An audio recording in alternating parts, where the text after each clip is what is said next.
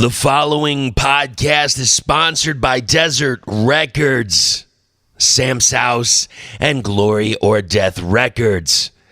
Now it's time. Let's start the show. Hey, I'm Jonathan, and I'm also Jonathan from Bogwife, and you're listening to the Doom Tomb. This is the Doom Tomb Podcast, the podcast for all things in the heavy underground. My name is Chris. I am your host. Today, Los Angeles, Chicago. I don't even know where we exactly are. We're somewhere in between. For a psychedelic stoner rock band that's simultaneously bright and doomy. Their latest is a colorful collection of influences that delivers a bottomless supply of quality riffs and infectious energy. Don't miss out on those haunting vocals either. The cherry on the top of this tasty slab of heavy. That was written by none other than the Shasta Beast. And now, let's get on to the interview. Hey everybody, it has been a while, and we got something special, and we're going to head over to the West Coast. So check this out. So we're going to be floating like a lead balloon in Ether Feather's inverse universe. It's a meeting point between Danzig, the Obsessed, and COC. Ether Feather is the brainchild of the person that we have on the podcast today. He's in LA. It's by way of Chicago. Drummer, vocalist. This guy does it all. And he has also played with Man, Cursive, Red Crayola, and more. The newly minted trio includes guitarist Tim Young and bassist Sylvia Black. I am with none other than Dylan Ryan from Ether Feather. How you doing, brother? Hey, Chris. I'm good. How about you? Oh, man, it's been an awesome day. Another great day. It's gorgeous over here. We're in Arizona. What you got going on over there? I'm actually in Chicago.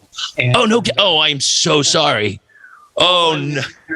I'm here working on some stuff, and I'll be back in LA soon enough. But we missed that there was some sort of there's some activity, some precipitation on the East Coast. I read. That. So now, what are we talking temperature wise in Chicago right now? What, like 3 degrees? What do we got? I think it's like 1. No, I don't know. It's I don't know, anything above anything in the double digits, and it feels kind of balmy.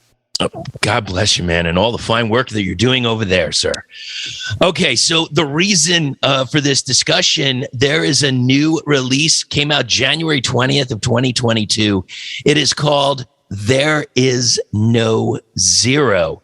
I want to go over the tracks, but a little bit beforehand, how did this project come together? Because it seems like it was yourself, and then there were different band members. We added, Sylvia got added, and we'll talk about the previous release. And then you've got another crazy sick edition. I mean, this is very unique. So how did this all come together? Well, thanks for noticing. It's kind of a lot of strange scenarios that have unfolded. When I came to LA in the 2009 or so, right? I saw Tim. Long story short, I saw Tim playing in Venice at this little bar in the basement, and he was playing in a band with his wife, and I was like, this is psychotic. Who is this guy? And I was like, I gotta try and play with him somehow. I don't know how, but so I ended up writing some songs, and just they were kind of just strange fusion numbers, and kind of heavy, kind of meat puppetsy, a little bit of Sabbath, a little bit of Cure, and we hit it off, and obviously we've done a bunch of records since. But I was just like, when I finally saw his record collection, and he had all this you get a sense of somebody's more kind of what's behind the scenes when you're looking at their books and movies, and every time it's almost like their own little bit of gossip, Yeah. So he had all these really strange records and stuff, but he had like, stuff like more out stuff, but he also had like a bunch of like Dio. And I was just like, oh, this could be interesting. He's got these interesting pivot points. Right. And so once we were recording like the third record with that group, it became sort of like clear to me and him, and Devin Hoff was the bass player at that point. And we were like, maybe we should try, putting some words together and see what happens, and just kind of let the reins go and see where the band wants to go, what we're doing, and not necessarily do this kind of music that we're trying to make, like this fusion record. I hear you. Blues jazz, really. So as you're gathering these people, I mean, so you hear him playing this like crazy music, and then all of a sudden, like the previous releases, you had a yourself as the vocalist, and now you have this little change. I'm sorry? By default. That was just by default. Yeah. I was trying not to be that person. And, okay. Like when you hear like people like, Dave Mustaine talking about how he really didn't want to sing or whatever, but it's like, well, it works out. It sounds, you've got a fine voice. I hear you. So how did you get in contact with Sylvia? So we had like everybody in LA, like so many bass players, so many like really, really strong bass players have been in this band. So we had this guy, Billy Moeller, was playing bass with us, phenomenal dude. And he was like doing this, he got a gig with Dolly Parton. And so he was kind of occupied with that. Sure. And Sylvia came to our show. We were playing a show at this little downtown somewhere. There was this little bar downtown we were playing at. Right. Sylvia happened to come to that show, and we were just hanging out, chatting. We hadn't met before, and she literally goes, "I want to be in this band. If you ever want a bass player, if you ever need a bass player." And I'm like, well, yeah. I mean, we do need a bass player. Billy's really busy right now. Why don't how about you do it? Sure. So we jammed, and we did some stuff, like, just got together and got to, like, the three of us got to know each other a little bit. And since she's awesome. Since she joined, it's just been nothing but like really, really a lot easier. The sound that she's creating is just incredible vocally. Do you mind if we start going through some of the tracks? Yeah, totally. Okay, let's kick everything off, and it's almost like the beginning of the ceremony with the track Earth Goat. I mean, the synth, you got a lot that gets added to the track with just the synth. And I remember as I was listening at that right around that 2:45 mark, it shoots to the moon with the guitar work. What can you tell me about the process for that track? Well, that synth, I think, was like really at the last second. Really? Because I mean, the way that like a lot of those songs were done during like kind of like the most severe parts of like right when things were getting really weird. Right. And so I would just be like, playing a unplugged electric guitar at my kitchen table, like, just like watching, Gleaming the Cube or whatever, and like just hanging out, just killing time. I'm just like killing time. Right. So I didn't have like a guitar sound at all in mind. Okay. And that's where Tim and Sylvia and Ruddy, who produced the record, that's where, because I'm not really a great guitarist or anything. I just kind of, help, kind of let things come. And, Tim is the guitar player. I'm like, right. What's your sound? What do you hear? So, yeah. So did you give him some thoughts like, this is what I'm thinking of, and then let him do his magic? Yeah, I had some riffs, and then I sent those to him. Right. And, sometimes we demo them out together. Sure. At his studio, and we'll just I'll play drums and he'll play guitar, and we'll kind of let it take shape. And but as far as the sound goes, I don't really have that much input. I really trust. You gotta get the people together and let them. They're so good. Let them do their thing. Oh, absolutely, man. So, absolutely. Especially with it. I mean, Tim is kind of got this. I mean, he's a mad scientist. I mean, he's so creative. Not just with this kind of thing. So I mean, just whatever he's doing, he's a really interesting musician. So I try to stay out of the way. If he gets his hooks in something, I don't want to be like, Tim, To your initial point, I think I didn't even really answer your question. That synth was just added, I think, at the end. I was messing around on this. It's like a Korg N364 from the 90s that's got some really, really wonderfully dated sounds. Right. It sounds great. I mean, it sounds freaking amazing. Now, do you think that this is going to be the band going forward? Oh, for sure. Okay. I'm sorry. We even wanted it to be like a rotating cast of characters. It just kind of worked out that way. Dude, that's music though. That's what happens. People come, people go. Yeah. There used to be an extra guy in the Beatles, and it just happens. Some of the biggest bands, doesn't matter who it is. I mean, I'm thinking about it right now. It's interesting mix-ups of personnel and personalities that we've had, doing these. Nick Reinhardt from Taramellos did guitar. He sang for Tim one time.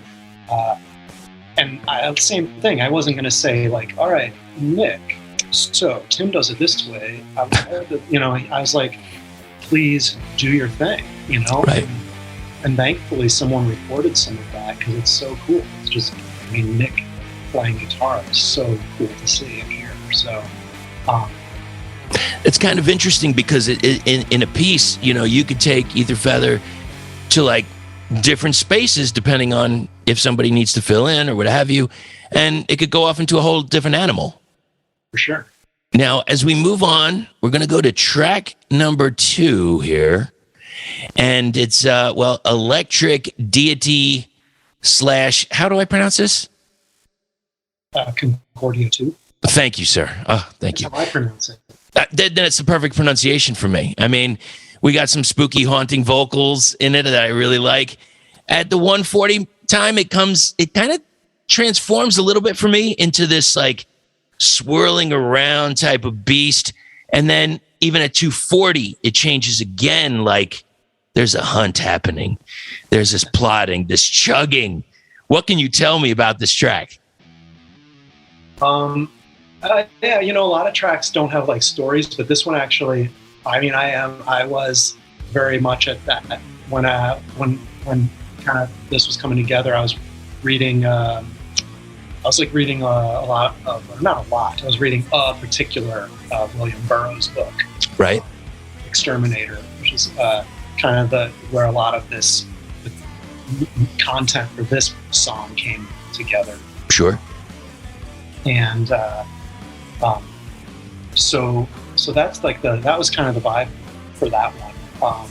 As far as the music and the music goes, I think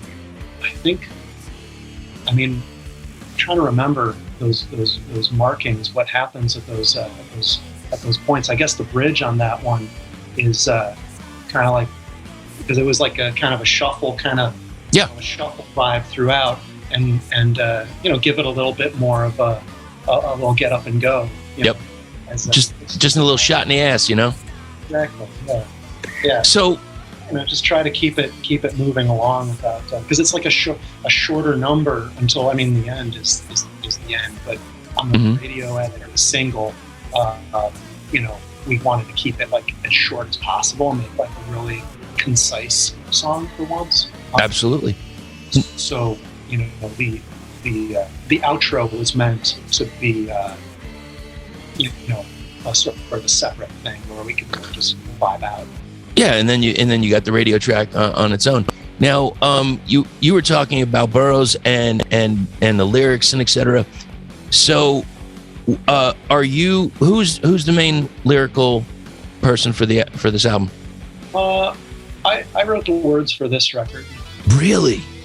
Because it's interesting. I even saw some of Sylvia's work and listened to what she did, and she has interesting ways of turning phrase and interesting ways of what she has written. And I was like, total wordsmith. Yeah. But what you were writing, it's almost like you wrote for her. Like I could feel that, and if I didn't know better, I would have said, "Oh, she probably took the lyrics and made it hers." But because she wrote them. But as you did it, it's like you were writing for her voice, and that's pretty damn awesome.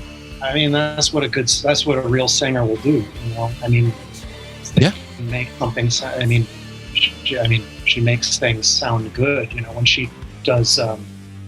We have an EP of cover songs coming out soon, and when the songs that when she sings them, she totally makes them her own. And that's what a great singer does, Wait, like, are these covers different than the ones previous? Yeah, we have another EP of covers. Dude, we got to talk about this and we'll talk about probably one of the greatest names for an album in 2020, which is Leather Feather. We'll get to that, and I promise. But oh man, I got to hear about these because there was a little taste of her on Leather Feather, and then you had some. That was the first thing we did. Yeah, and so I'm looking forward to that. But I guess we'll have to get into that in just a minute. Okay, so we're gonna go back and talk about the next track, which is the title for the release. There is no zero, and interesting to me, it's like I really kicked back on this one. I got some vibes on this. It swirls around, it saunters, it sachets, and it's like it just lays in this nice groove, and it's like just straight up like kind of head bobbing kind of track, man. What can you tell me about this track? Well, I think you said it well. I mean, sauntering and sashaying is the name of the game, as far as I'm concerned. Indeed. I mean, that. I'm trying to remember it now. Oh, yeah. Gosh. I think for that one, the part that I have the most fun that I thought was really fun was doing the bridge, the instrumental breakdown on the bridge. Right. I thought of it kind of as like a Black Dog vibe. Sure, it doesn't really come off as that, but I can get that. It's a breakdown. Kind of, yeah. Because it's not like a fast song, but I think like I don't know, that one to me sounds. It felt when I was playing the drums on it. It felt to me like kind of a billboard kind of thing. Right. To me, but I guess like that covers a lot of territory. Yes, it does. With that kind of catalog such as his, but I don't know what to say about that one. I mean, the title for that one came to me. I was watching that movie, The Incredible Shrinking Man, one time. Okay. And when he's at the end, spoiler alert, at the end when he's shrinking into nothingness. Right. He's gotten this totally, really wild, abstract voiceover that he gives at the end. And I think it's like the last line of the movie. I was like, oh my God, this is incredible. Because I hadn't seen that movie actually until like last year or something. Right. And when I started when we were working on this music. So, that was kind of for me, that was like kind of I had that kind of on the back burner when I was thinking about things. I got you. Yeah, it's weird what comes up in your mind. And, when I read it, there's no zero, and the first thing I thought of, and it had nothing to do with the song actually, but more of who do I have in my house? I think I have Alexa. I think that's who I have in my house. Siri, one of them. I think maybe I have Siri too. And I think it's something where you ask them, it's like, what is 0 divided by 0 or something like that, and it gives you this like weird convoluted answer that's really long. That's the first thing I was thinking, because exactly, Siri, there is no 0. Yes, I fully understand, and this song is exactly resonating with me right now.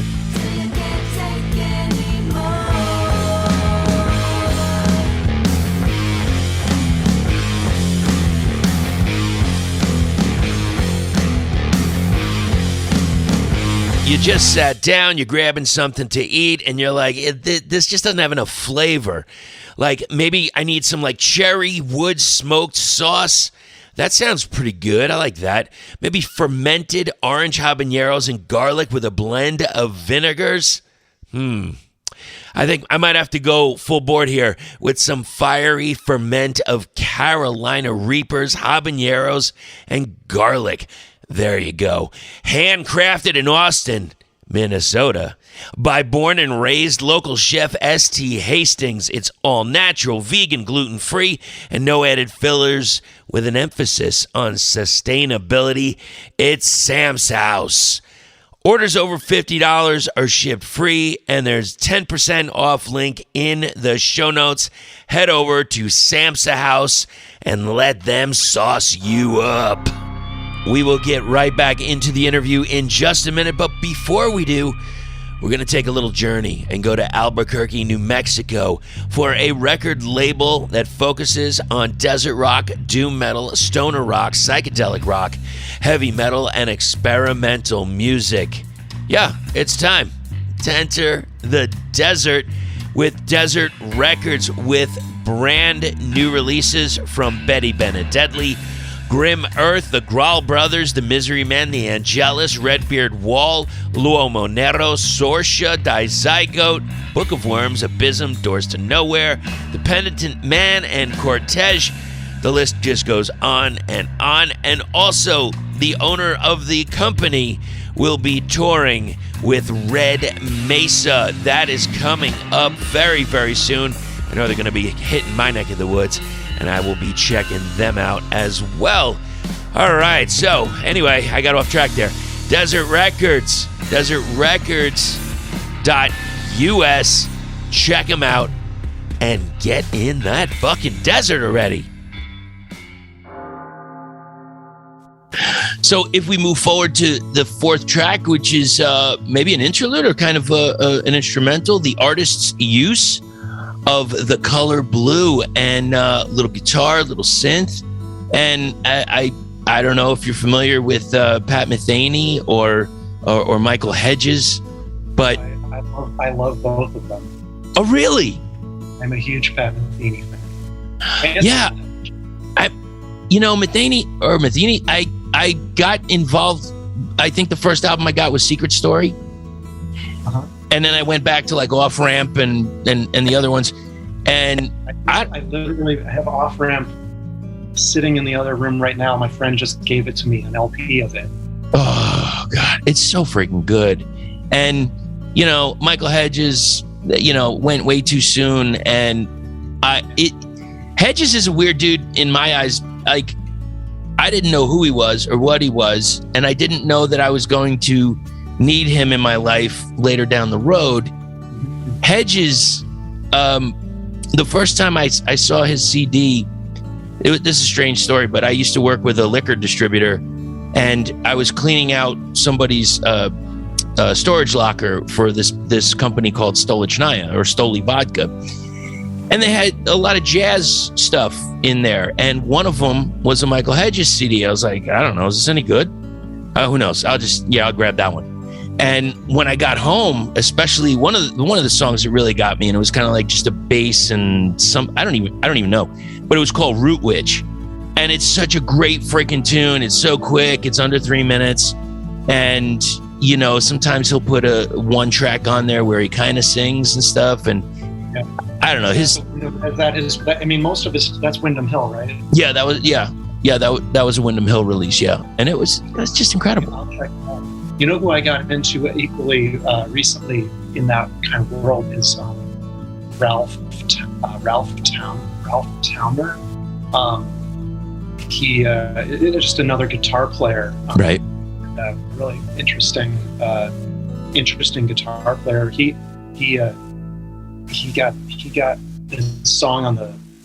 I heard the soundtrack of that Al Pacino movie that William Friedkin did, Cruising. And he does this, there's this tune that he does with like Jack DeJohnette on drums, and I think I forget, is it maybe Eddie Lopez on, I forget who's playing bass, but it's a trio. Right. And the tune is called Water Wheel. And I was like, oh man, yeah, it's just a really great entry point into that world. Absolutely. And that's going back, man, Cruising, geez, you're going back like 40 plus years, right? Yeah, I guess so. That's like 1980. Yeah, easily. Yeah. What was your entry point for Matheny then? It's Secret Story. It was in the late 90s, or mid 90s. I didn't, as a kid, it didn't resonate, and I didn't care. And then as you get older, and you're like, I kind of feel like I've heard enough of this genre. I've heard enough of this genre. I need something else. And it didn't matter to me whether it was going to be jazz or whether it was going to be jazz fusion or EDM or, underground hip hop. I don't care. I needed to hear something new. And it just hit me. I can't even tell you where I heard him. But maybe I saw it in a record store. I don't know. I don't remember. Yeah. Well, he with Matheny, he had that song, Last Train Home, that got some it was kind of a pop number almost. Right. And then, he was playing like stadiums, with that era, that mid 80s era,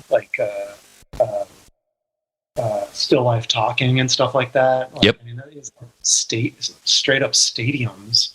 But I think that a lot of people, myself at least, I got kind of in that when he was doing that kind of long songs, but within those songs there'd be like a straight up very, very catchy little number. Yeah, absolutely. Just take off on that. But I actually like in the 90s, I knew that his drummer Paul Wertico at that time was living in Chicago, and so I got his number from a guy who knew him, and I called him up and took a lesson with him. And went to his house, and that was really cool. He had this real beater of a drum set in his basement, and it was totally rudderless, like he had just moved. And he had his Grammys were just falling behind him. He's he had just moved. He didn't have it set up yet. And so we go down there, and he's like, "Okay, cool, let me hear you play." And I'm like, on this this drum set is falling apart, and I'm like, "Oh, okay," So I try, I show him my hippest thing or whatever I can do or whatever. Right. And it sounds horrible, I'm like, and he's like, "Okay, cool, try it," and he sits down and he made this drum set sound. I was just like, wow, this guy. Yep. Because his stuff is so it's so elegant on the records, Mm-hmm. But, and you're wondering but it is, a production style, I guess you could say, with that era. Exactly. He can make this drum set sound like that. When he was playing it, it was really cool to see. It is. Against my. I'm sure you did great, man. I'm sure yours was awesome too. But that's the thing when you see somebody and you're like, yeah, what's this going to look like? Because I don't know, the set's kind of interesting looking, and then they just crush it, and you're like, that's fucking talent, man. It's just pure talent right there, no doubt. So anyway, I apologize. I kind of got off track with the track. the artist use. Yeah, how did that come about? Well, I mean, I kind of viewed that as like a palate cleanser for those people. God bless them, who listen to all the songs on the EP, As they should. So if they go through it, they get a little palate cleanser, like Orchid or any of those Laguna Sunrise, like Black Sabbath would do. Sure. I like those moments. Yeah, it's a nice little reprieve, and I use that phrase all the time. It's like this little palate cleanser, and it fits. If it doesn't fit, but that does fit because it takes me into this last track here, Cosmic Fire Ritual. That I'm kind of like, I'm looking at it sideways, I'm side-eyeing it right here, and I'm like, where are you taking me with this? Where's this going? Because I don't know. As soon as it started, I'm like, I'm not exactly sure. And then it goes into this grooved out track, a killer ending, loved it. What can you tell me about Cosmic Fire Ritual?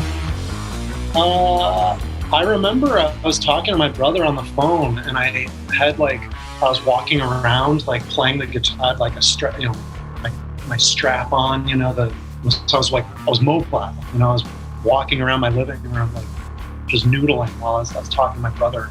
Right. And I was just just noodling, and that initial little kind of arpeggio thing came out, and I was like, well, put that in the bin, it's like right. We got bins, I put if I'm working on something, I'll be like, if it's not, it could be something, could be, it could be something for somebody else maybe, or a different band, or down the road maybe I'll rework it. Sure. I think everybody does that. I think, you just have put it somewhere, and maybe you'll come back to it, oh man, over the past couple of years, in talking with some people, they said well, how long are you sitting on this? I don't know, 15 years. I wrote this when I was a teenager, whatever. I finally got a chance to utilize it. Yeah, totally. I mean, I like that. That's cool. I mean, when they get to sit on it and let it, really ripen, and materialize, and you got time to get that perspective, and sometimes I was just listening to something where someone was talking about a riff that they did. Well, it'll come to me later. But the same thing. Yeah, same thing. It was something they'd been working on for a while, and then right. Reworked it. I was hanging out with a friend of mine, and he was just reworking this band called Axis Sova, really cool 2-piece, kind of like Brian Eno meets Suicide or something, and right. And we were just talking about that just the other day. It was like, this is actually kind of similar to something else that, from an old band or something. It's killer. I've never, I don't know that. You never know where it's gonna start, and from what I have heard over the past years, you never know where it's gonna wind up, and isn't that's exactly what it's about, man. It boggles my mind when I hear somebody that says, yeah, I wrote that when I was a teenager, and now that's 15 years later or whatever, and it finally made the light of day, and it's. What do you think about somebody like Aeros, like Steven Tyler, who right. is going to sing that Dream On song forever? He wrote it when he was like a child, or whatever, like a young man. Yep. A young man coming of age in the Boston area, and he's like gonna sing this song forever. I mean, I haven't read up on what he thinks about it, but I'm sure he likes it. I hope so. I mean, it's personally, I enjoy the song a lot. But it's yeah, it's a crazy thing because it doesn't matter. Yeah, like if it's Aerosmith, it's the Stones, whatever. I mean, they've been doing the same freaking music for like 50 years. And you're just like, holy shit, there has to be this moment where you're like, if I got to sing this one more time. Like I have seen some bands that are what I would consider, I guess, legacy acts, that they have some new material and they kind of rip through it. They might do a little alternate version, but the new stuff is where they really want to shine and they put a lot more effort into it. Some don't. Some other people, they, maybe it's an electric and they start to do an acoustic. I don't know, whatever it is. Or maybe they half and half it with electric and acoustic, or they just to do something totally outside the box to a song that they already know or has been around for a while. And I love that. I love that change. Who do you think is a legacy act, in your thoughts, that has new stuff, like brand new stuff comes out and you've heard it, okay, and you think it's really strong, like, and the band that, you know what I'm saying, like quite honestly, the first band that really pops up in my head, and it's a heavier band, a thrash band. The name is Testament. I've followed Testament's career for a long time. Actually, somebody just wrote something on social media, was like, describe yourself by posting an album of when you were 18. And one of mine, it was Practice What You Preach by Testament. Right. And then I thought about it. I'm like, they've gone the gambit because they started out super thrashy. They got super into this deep groove, this deep kind of moshing groove. Then they went real dark and deep and heavy. And then they came back faster, and they've just gone up and down and up and down. Yeah. Consistent quality material. I love what they're doing. Yeah. I mean, and speaking, yeah, I mean, you get, kind of, that's like Pat Metheny adjacent a little with some. Was Alex Skolnick or Alex Skolnick? Yeah, that's it. He went into that world. Yep. Of jazz fusion. Yeah, Skolnick.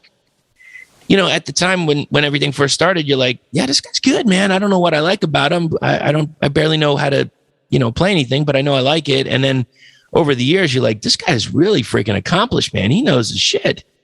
And I was just like, and a great person to talk to, by the way. Great guy. Oh, is he a good dude? Yeah. And great interviewer, and he's or interviewee, whatever.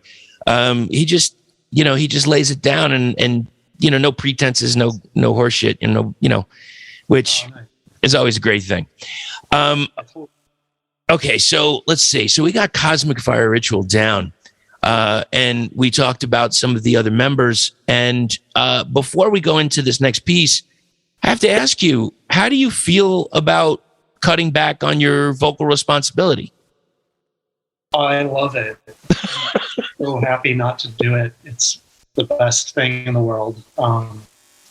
Especially because when she came in, when Sylvia came in, I was like, okay, this is big. I mean, it's just like an angel sent from heaven. I was just like, this is right. Exactly what I was hoping would happen, and waiting for that moment. So I was really happy, and it happened to be Sylvia. It was, great to work with, and the voice works, and I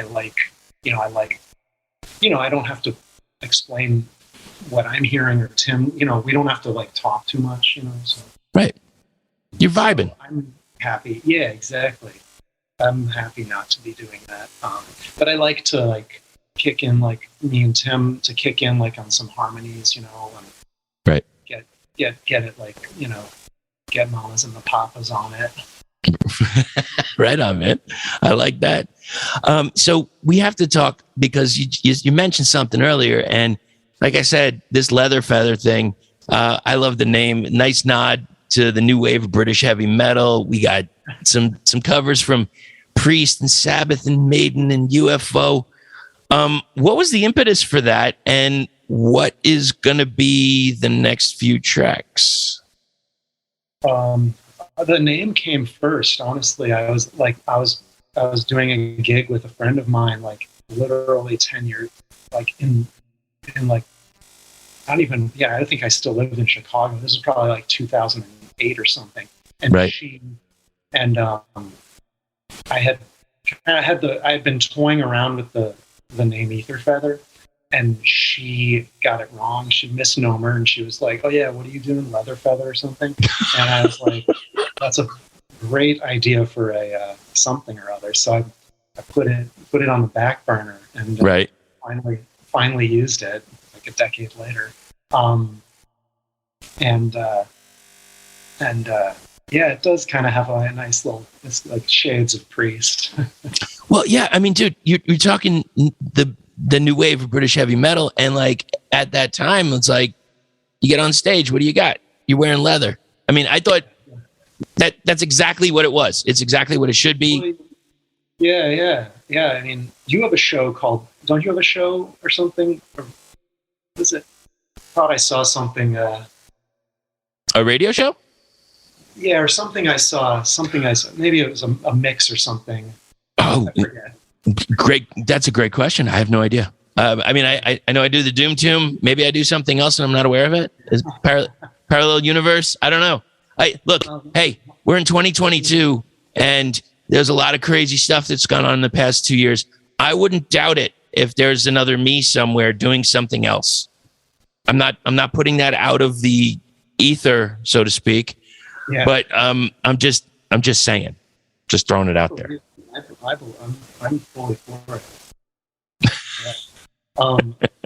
But yeah. To your initial, before I spin out of control again. But we had that going, and I mean that was when I couldn't get the band together with Tim to do. We were doing some shows. And then, so I got some pals of mine from we go way back, right? Like from like high school, and I was like, "You guys want to play these songs?" You know, we're doing a tour with Minus the Bear, and so we got together and did that, and I was like, "Let's do a cover or whatever," you know. So we had the Rat Salad things in there for a little while, and I think that the Michael Schenker or the UFO thing was we did that for a recording. We never played that live, and that was Tim on that one. And then the other two was Tim's on the Ripper too. Mm-hmm. The other two was this great guitarist Chris Welcome. He was playing in that No Wave band, the Flying Blutenbachers, at that time, and he was on that tour, and so we did those songs right after that tour, and that took a while to materialize, that covers thing. But and you also had Will Blair, yeah, totally. And he lives here, and he's in Chicago, and so we just get together, and we'd record when we could get together, and finally that came out. It was like way too long in the making. So what kind of covers you got coming up for the next one, man? Well, we got some. I think they fit. We got different eras, like some. It's going to just be a quick one. It's 3 tunes, right? And without giving them away just yet, don't want to sneak them out when the time comes. But I got you. All right. Some of them are. We got some. There's some leather, and there's some. Maybe some mesh. Mesh. And, I guess maybe there's some. What else is there? There's some denim and leather. There's some mesh. Maybe some spandex, but not too much spandex. Very nice. I like this. I like where this is going. Not a lot of hairspray. Fair enough. Not a lot of hairspray. Will there be an excessive amount of flannel in anywhere? No, I don't think there's hardly any flannel. Okay. All right. Just checking. No flannel that I know of. Maybe just maybe just a slight smattering of flannel, but like a smidgen. Yes, I understand. All right, fair enough. But yeah, we were keeping it pretty. It's there were some classic metal songs that indeed that everyone knows, and then maybe something that is a little bit off the path. Nice. So speaking of going off the path, I don't know. I don't know how much you and Sylvia get together. Have you heard her album, Twilight Animals? Yeah, I play with her sometimes. Okay. When she performs, because she performs sometimes with Lydia. Yes. Her band. She puts together various,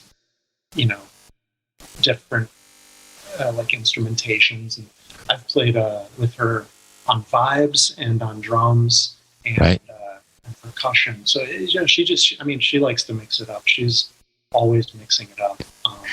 And you can totally see that because look, man. And when I first heard "Ain't Talking About Love," I'm like, no, it can't be the same thing. No. And then I was like, okay, I got you. And then I Want a New Drug. Like, no, come on, no. Huey Lewis, really? But damn. And so I guess here's my question, because I have basically 3 tracks that I would suggest for myself, for my own enjoyment. But so off of Twilight Animals, would you see any of those becoming a future Ether Feather cover? Yeah, for sure. For the next batch of covers, right, whatever. So, I know she likes Van Halen a lot, so I would love to, That would be nice. That'd be very fun. I know she loves DLR, and so yeah. Well, it's like that's like I don't know. I'd be concerned if somebody said they didn't love DLR. Yeah, I felt kind of rough though. It's like I know he had to cancel stuff, and there was a part of me that's like, oh, is it official? Is he done? Like, I know he had a Vegas residency. He was playing a few dates, and then that got canceled recently. What happened with that? I haven't heard anything after it got canceled. Did it get rescheduled? I haven't heard anything. So I was like, I don't know if he's done. I know he had some kind of, I got to say, it was a little cryptic. He said something like, I have to be careful of how much I do on stage or something for health reasons, or, and so I don't know what that means exactly, but maybe if I got time after the call, I'll give him a call and see what he has to say. Maybe that's what I can do. Sure. That'll happen any time now. So, okay. So if we move forward here, cause my pick from Twilight Animals, I would probably put Slow Burn at the top, maybe Only Lovers, and I Mean It. Yeah. That's where I would go with them. But since you're here, let's talk about We Disappear. What do you think? You might recreate something in Ether Feather from that release of yours? Yeah, that would probably.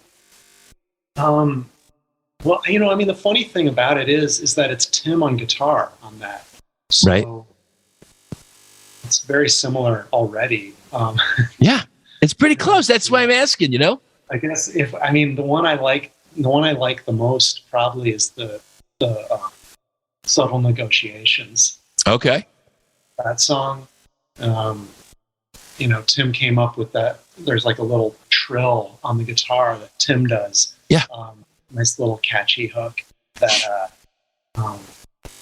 would be fun. That would be fun to do, and just cut loose on that, because it's like an up tempo kind of thing. Absolutely, man. So that would probably be. I think Subtle Negotiation would be the one that I like. Okay. Thank you, sir. I appreciate that. If you are looking for original and tribute releases on specialty vinyl and more, with tributes to Thin Lizzy, Deep Purple, and Judas Priest, and bands like Love Gang, Smoky Mirror, Red Wizard, Red Witch Johnny, Moss Generator, Heavy Velvet, Ethereal Sea, Formula 400, Blasting Rod, Kvasser, Call of the Wild, Great Electric Quest, Kook, Roast, Bedlam's Edge, Fellow Travelers of the Illusion Machine, Fever Dog, Monarch, Space Wax, Old Fashioned Assassin, Bump, Monolith, Blind Scryer, Saturn, and Hot Spring Water. We're only talking about Glory or Death Records. Established in 2016 out of Oceanside, California, they are a record label dedicated to helping spread the music of hardworking bands around the world. Check them out and tell them the Doom Tomb sent you. Forbidden Place Records is going to be releasing the latest from Wizard Master Phasmatis. And they have two different versions. The Virgin Black Vinyl Edition, only 100 copies. And the edition comes with a poster designed by the legendary Shane Horror. It also includes a sticker pack and digital download of the album. Well, you're saying, hey, I need something else. I need a little color in my life. That's okay. They also have it in yellow vinyl, and that includes a sticker pack and digital download of the full album. There's also a very limited amount of test pressings left. So if you are down with some wizardry and some mastery from Italy, you have to go to Forbidden Place Records. The link is in the show notes. Now, if you don't mind, because I know you got to get going soon, I've got a few more questions for you. Some are a little quick, and one is a little strange. I have this question that I've been trying to figure out how I want to ask it. It's about Vanta Black. Are you familiar with this? What is that? Okay, so here it is. I'm going to read this for you. That I got this from the internet. It is a brand name for a class of super black coatings with total hemispherical reflectances below 1.5% in the visible spectrum. So it's almost like it's a strange color that absorbs all light. And it's like, it's basically the blackest black that you're going to get. Right. So I was like, yeah, perfect for metal, of course. Now, I'm curious to like, what, because you play, I know you play drums. Do you play any other instruments, or you stick mainly to drums? Well, yeah, I mean, I play the piano, and, I play in some bands where I play the keyboards and stuff like that.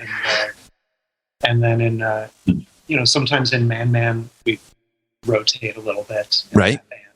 But, I try to stick to the drums live. But yeah, when I'm playing at home, yeah, I mean, I can play the guitar good enough to, play some riffs. And yeah, you're holding your own. So the question, I guess, is if you had a guitar that was made out of Vanta Black, or better yet, piano, drum set, I mean, that's got to look kind of spooky. I mean, do you know of anybody that's actually doing that, or anybody that's even thinking of doing that yet? I mean, that sounds like something Dimebag would have thought of, or something like. Yeah, quite possibly, yeah. With the guitar materials. My aunt worked for Washburn in the 90s. Right. And she knew that I liked that I liked his band, that I liked Pantera. Sure. And so she would like tell me, oh, guess who called? Like over she said that he would call up like late at night with guitar ideas, like right. what you're saying. Sure. Like he would get like an idea, be like, oh, that's great. And like he'd leave these long rank, messages with like, his concept about a guitar idea, that he would be like coming down and say. That's interesting, man. Because you never know where the inspiration is going to come from, and if you hang around enough musicians, it usually comes late at night. Yeah. Let's see what else we got here. Okay, what was the last expensive purchase that you purchased that was totally worth it? Oh wow. Gosh, I wish I could say that it was just this incredible like leather jacket that really made me become the true me. Sure. And I totally shine brighter with this jacket. Mm-hmm. But I don't think that it is not so, unfortunately. I think probably like the when the pandemic started, I had no experience recording myself ever. Right. So I got a little like what do you call it? Like an interface, and learned how to do that stuff. Sure. So I got an interface and some mics, and started going down the primrose path of recording. I got you, man. So that, I mean, and that's not too expensive, but it was the last thing I bought that I was like, this is so worth it. So I got you. Every dollar.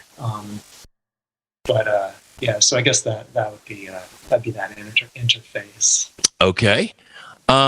Do you have a quote unquote, is there a doctor here moment? Oh, wait, what does that mean? Like, you ever, like, you see somebody and you're like, oh, look at that. Oh, the bone is sticking right through the skin. That's great. Is there a doctor here? Oh, like, yeah, like in the audience in the theater. Yeah. Oh, Yeah. okay. I got you. Duh. All right. Sorry about that. That's okay. Is there a doctor here? I don't know. Every time I hear somebody give me a doctor. See, that's my mom. And it's so funny you said that's exactly why I wrote that down, because of Ain't Talking About Love. And I don't know, it connected me. What do we have going on as far as live gigs for yourself in 2022? Let's see. Well, I know I'm signed up. I mean, I don't know. Let's see. I guess Man. I think Man will do some activity of some sort. Right. I don't know if that's announced or what yet, but I think if things unfold where it gets to a point where we're doing that, because we never toured the last record. Right. After we did our record with Sub Pop in 2020. And right. That did not get toured. So I think we're still fixing to get out and do that properly. Although we've been writing other music as well. There you go.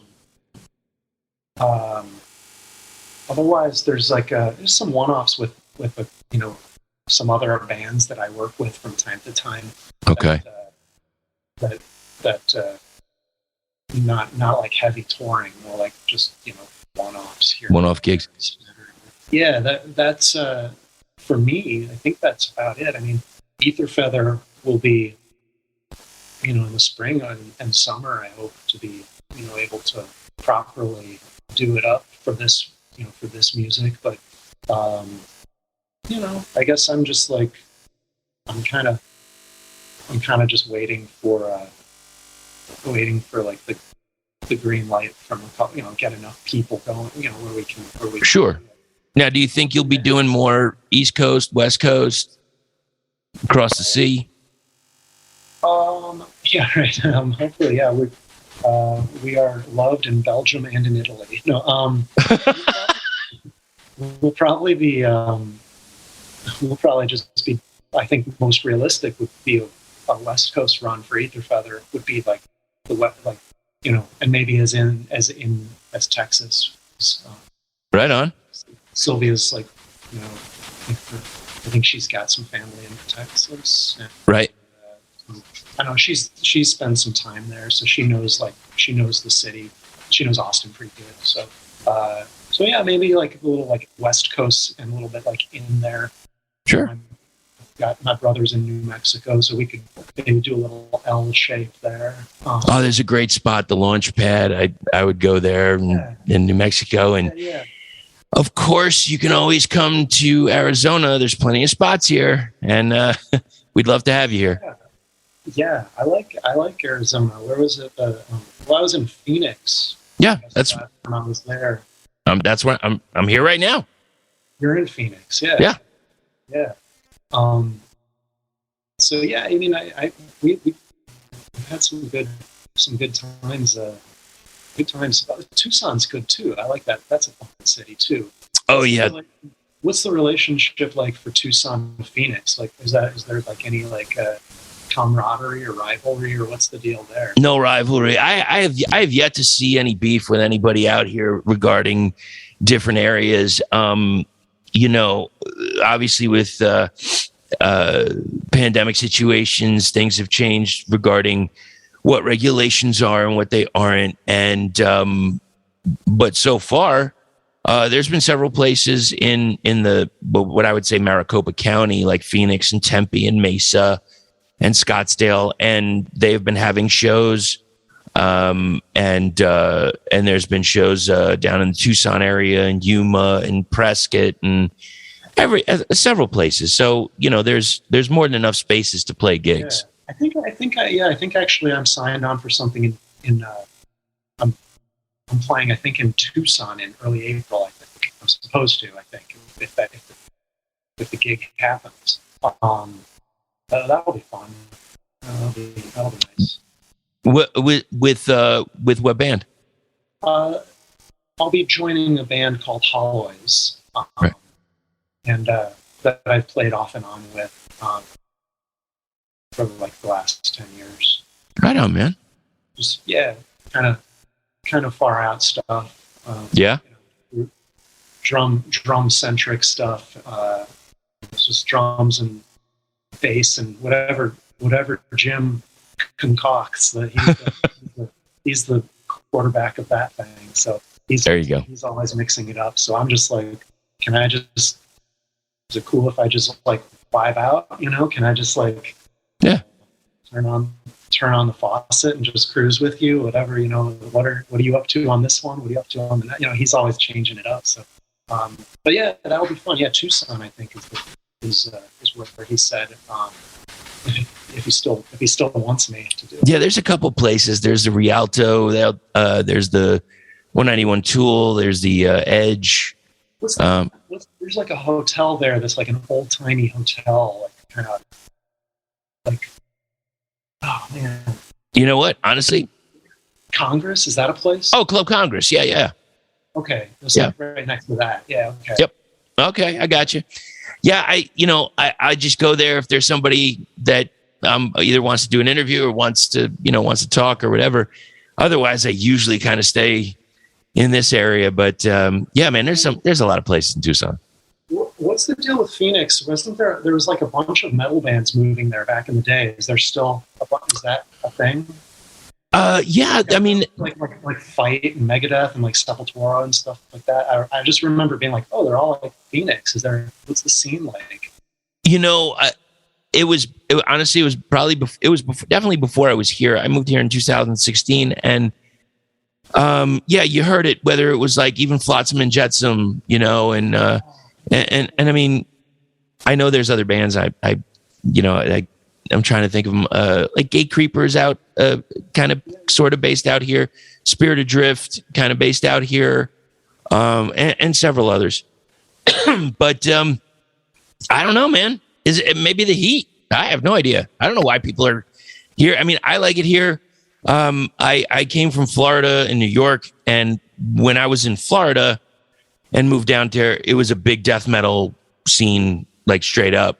And then it morphed, and it changed into other things, and it wound up being like, by the time I left, it was like country and contemporary Christian were really big there. In Tampa.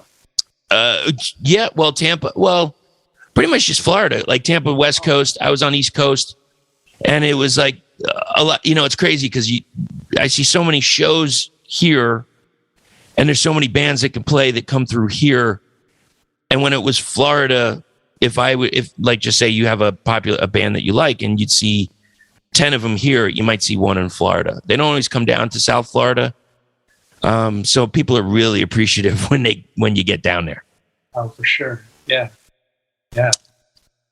Well, Dylan, man, I want to thank you so much for joining us. I really appreciate it. Now, where can everybody find all the material, all things Ether Feather, and whatever else you want to tell us about? I think that our music is on all the streams of our lives. Can I say Spotify in this day and age? You're allowed to. Really allowed to say that anymore? You can still say it.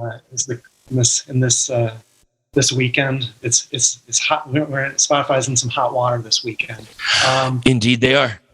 Yeah, it's on the Bandcamp and it's on Spotify. We are just we just snuck this out for digital right now until we're going to be we wanted to get it out there, and right. I didn't want to let like production delays get in the way. Sure. Because we've got other fish to fry. So there's like let's get this out, and so yeah, it's just on all the places: Ether Feather, Spotify, Bandcamp, Apple Music. All the big ones, the big four. Yeah, man. Talking about Spotify, I know, obviously the whole thing with Neil Young. Did you hear? I think Joni Mitchell is also wanting to pull all her stuff as well. I was like, this is interesting because these are, it was like those people back when protesting was, kind of like a new thing. I don't know if that's the right wording. Maybe that's not the right wording, but like it was of that era, the revolution in the 60s and the 70s. And now these same people now are causing at least another raise of consciousness that their fabric. Yeah. Yeah. I'm curious what your thoughts are. Like if he takes down, I mean, the Joe Rogan stuff is like everywhere. It's not just on Spotify, right? Like it's on YouTube. It's on. I mean, he's all over the place. Like, yeah, he is. He's got the deal with Spotify. Yeah, but I was just like, I mean, it seems like he's so ubiquitous right now that, like, is that I don't know. I really don't know. Well, the way I look at it and the way I look at a lot of things is about the money. How much money is going to be generated with one thing over another? I don't necessarily need to agree with it, but I know that, if they paid whatever, $100 million for an investment, they want to get their money's worth. They don't want to just collapse that. Instead, because that's a lot different. This is me talking here. It's a lot different than somebody basically riding the backs of artists to make their money. Personally, like, I don't have a Spotify account. I rarely deal with it. I know probably I should make a playlist or something. I should do something like that, something grandiose. But in reality, they're taking product that somebody worked their asses off for. They probably paid in. You got ton of DIY artists. I've heard something like it's 70,000 tracks or something get put on a day or whatever. And that's a lot of fucking money. And when somebody else rides the back of that, I don't know if I care for that. Like, I have my job and somebody's like, hey man, we're going to let you do your job. Now, remember when you got paid, $5 for that? Well, okay, we're going to pay you a tenth of a penny on that. So, no, don't get me wrong. You only have to do it 50 million times to make a good dollar. I don't know how it got to where we all, I guess we're just, we're all just playing along for now. Yeah. I guess, I'm not sure what the, what the answer is. It's like, because it is basically just, for a small artist, they're going to make, they're making nothing. They're basically giving it away, and it's a placeholder for them. Yeah, and that's what it seems like. That's why I always think that merchandise is so important, and it doesn't matter. I know obviously cassettes are back. Yeah, that's great. CDs are going to be around for a bit. I don't know, but I could tell you that vinyl, man, every time I see somebody that there's an interest in vinyl, it, the release comes out, whatever it is. There was just a band yesterday, and they had a couple hundred pieces, and it's already sold out in a couple hours. And I'm like, I understand it's not like 10,000 units, but still there's a warrant. And if there's a warrant for it, and if that's the way you make your dollar between that and touring, well, go do that, or else we're in a new paradigm right now. I feel like I think Todd Rundgren back in the day on he was on like that Bill Maher show, whatever, Politically Incorrect. Is that the old one? What was the old one? That was the real old one, yeah. Yeah, he was on that, and he was like, this was in like 95, and he was saying he was already kind of having this conversation about how bands can make a living, and he's like, if you're a small band, you need to spend accordingly. You can't spend like a big band. You can do. And when I was in Cursive, I saw them they were masters of it. They're just, they know how to be a band. They're so right. good at it, and they don't waste their dollars at all. And we toured really effectively, and it's just like, I was like, I learned a lot from working with them about just how to be in a functional band that doesn't just hemorrhage dollars every turn they can go. All right. I don't know if people can afford to do it anymore, to be honest with you. Like, everybody's heard the stories of, the bullshit that happened years ago, trash hotel rooms and this and that. And, and when you hear some older, like, quote unquote, like rock acts and whatever, and they talked about like, well, our first album did shit. Our second album did shit. Maybe we did okay on the third. The fourth one we hit, and we had like a few hits. And then all of a sudden the record company comes and says, okay, now it's time to recoup. Like, wait, what? What do you mean recoup? Well, we've laid in $1 million for you so far. You're $1 million in the hole. Now you got to go out and tour on this one. And you think like, wow, I'm doing great. I got a hit record on the radio. And then you come back and you're like, oh, I still owe the company. And then you got to go out and do it again. And sometimes there's a bitterness. And that's sometimes why when I see people like yourself or some other bands that are doing like these projects, and it's kind of basically, I guess, like self-funded or DIY, it's like you put your dollars in it, you're going to get that back however you can. But at least you don't have to give out to anybody else, because, like you said, the recording equipment you bought, it's different now. Recording is different now. It is. I was always dragging my feet because I'm like, well, I'm not, even if as good as I get at recording, I'm still not very good. And it's like, as good a lens, as good as an app I get on my iPhone, I'm still not going to be as good as Bellini, Right. I'll admit it, but, it's like, at least I guess I'm like, at least I'm kind of throwing my hat in the ring a little bit. So it's like, that's all we can ask for, man. We can at least move forward, Absolutely.